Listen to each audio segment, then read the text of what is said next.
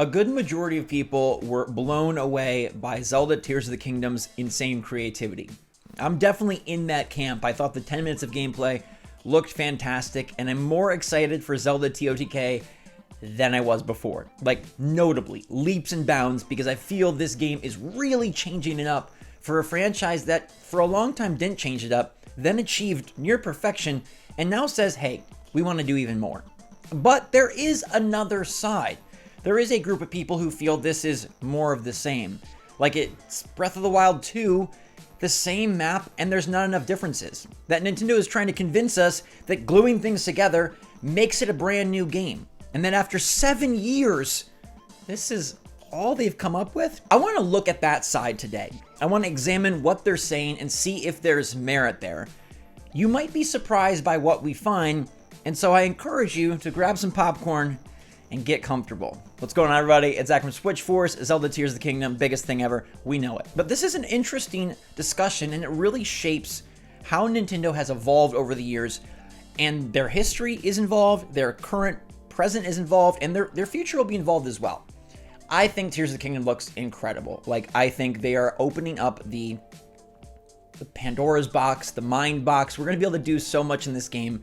And even though the map is Hyrule, well, that kind of only makes sense. And this is supposed to be viewed as more of a sequel, even though it doesn't have a 2 in the title. They're adding in the Sky Islands and who knows what else. Perhaps there'll be something underground, the Zonai factor in. It could be more massive, but based on what we've seen, it does retain many similarities from the first game.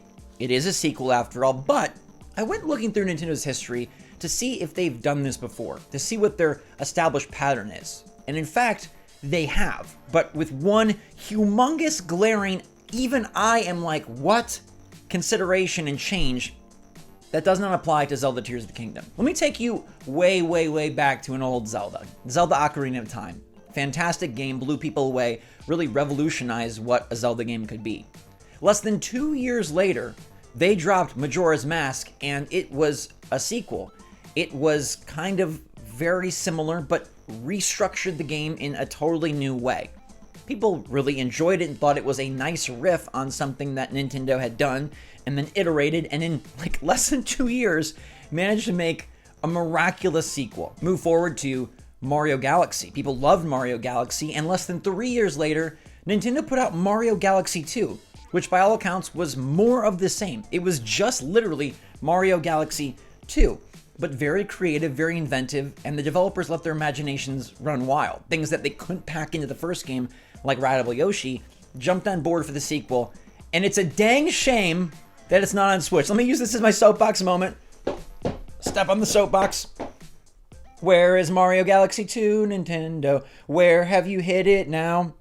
Put it on the eShop before we all decide to have a cow. Mario Galaxy 2 is awesome. Let's now go different.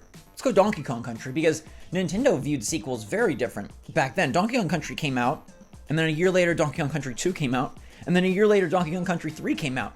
And those games were basically just level packs. And that's some of the argument we've seen for Zelda Tears of the Kingdom. This should be Breath of the Wild DLC. It should be, Ganon got a tummy ache, and now he's rumbled the whole world and broken it apart, and you can glue it back together. Why does this have to be a full game and, again, a $70 game? Well, it's okay because Nintendo has a history of creating the best out of an already established foundation. They took Mario Galaxy 1 and delivered an insanely awesome Mario Galaxy 2. They took Ocarina of Time and brought something totally its own, Majora's Mask. But there's a caveat here that I hope you've picked up on. You know the years I said? I made sure to focus there because less than 2 years between Zeldas, less than 3 years between Marios, and 1 year between Donkey Kongs. How many years between Breath of the Wild and Tears of the Kingdom? Yeah. Over 6.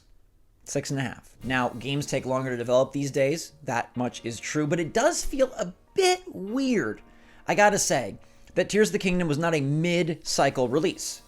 Had Tears of the Kingdom dropped in 2020, or maybe like alongside the Switch OLED, then I think these complaints completely have no merit. Oh, it looks similar, it's got the same map. Well, duh, they made it in like 3 years.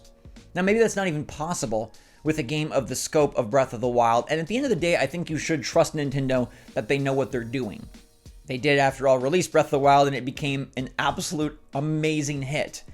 And I doubt they spend 6.5 years making something that is going to fall flat. The mechanics at play are just scratching the surface on what this game really holds. But I do see the point of why is it not a brand new map? Because I think if Tears of the Kingdom comes out with a 10-minute gameplay demo where it's a totally different world and has these creative ideas, boom, baby, like we are in business like never before. I think you see zero complaints. I think everybody on the internet is just jaws on the floor. It's that slight hesitation because of the old map. Now, maybe you argue that all of these creative fusions and vehicle creating and weapon crafting and all of these interactions took a lot longer than making a map. And that is fair. But this is also one of the best-selling, biggest games of all time. And so you think budget would not have been a concern. Team size would not have been a concern. They could have done whatever they wanted and gotten as much funding as they needed to make this game as special as possible. You could throw in the pandemic and say, maybe that really limited things. Maybe that delayed things. Maybe this game was going to come out alongside the Switch OLED and it didn't. But I hate to say it, but I do feel a slight tinge of like, okay, why did it take so long if they were reusing a lot? Now, maybe we'll be proven completely wrong on that point. Maybe we will find out that the map is the same, but there's so much different. There's so many more nuances. And this new system of sky islands, of vehicle crafting and creation really allows us to explore the world in such a different way. And I ask you this, and here is what I thought through this morning and where I landed. Would you rather have a Zelda game that retains the same structure and mechanics, but a whole new world? Love you, Aladdin. Or would you rather have a Zelda game that builds upon the foundation already established and delivers something creatively new? And you can't have both. I know in a perfect world we'd have both, but we see how sequels go. We see that it is either more of the same, or it is completely different, or it just doesn't, you can't have kind of all of it. There's not many examples of a game that dramatically changes the ideas and the systems, but also dramatically changes the world. I can't really think of too many. At some level, sequels do continue storylines, so unless you want this to be completely detached from Breath of the Wild, which was never the developer's intention in the first place, I don't think you can have both. So ask yourself, would you rather Zelda go to an interstellar another dimension where he fights Space Ganon, but it's basically Breath of the Wild shrines and all? Or would you rather have Tears of the Kingdom, which is introducing brand new mechanics, a crazy creative imaginative fusion crafting system, and most probably full-blown dungeons? I think Nintendo is selling themselves short by not revealing that part, and their marketing team has their own reasons, but if you knew that there were dungeons instead of shrines, if we had confirmation that there was like 8 big puzzle-heavy dungeons, I think everybody would feel a lot better about reusing assets, because they would know that while the map is the same, what you do in the map is dramatically different. And I think that will absolutely be the case.